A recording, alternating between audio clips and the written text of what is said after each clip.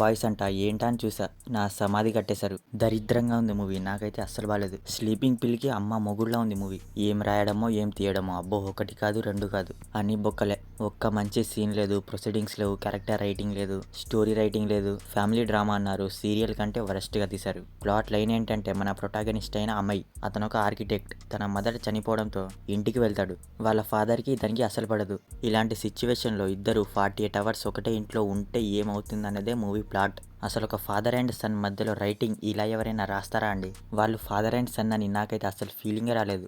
వాళ్ళ రిలేషన్షిప్ కానీ, వాళ్ళ మధ్యలో సీన్సెస్ కానీ, ప్రొసీడింగ్స్ కానీ అన్ని దరిద్రంగా ఉన్నాయి. అండ్ అసలు చూడబుద్దే కాలేదు. మెయిన్ గా ఫాదర్ అండ్ సన్ వీళ్ళిద్దరి చుట్టే రన్ అయ్యే మూవీ ఇది, కానీ దాన్ని వరస్ట్ రైటింగ్ అండ్ ప్రొసీడింగ్స్ తో లాగు రంబోలా చేశారు. ఒక ఫీల్ గుడ్ పోర్షన్ లేదు, పాడు లేదు. ఫాదర్ అండ్ సన్ మధ్యలో ఎమోషనల్ సీన్సెస్ అయితే ఒక్కటి కూడా లేదు. టూ మచ్ బోరింగ్ గా వెళ్ళింది మూవీ అయితే. అసలు వాళ్ళ ఆ క్యారెక్టర్స్ లో సెట్ అవ్వలేదు అనిపించింది.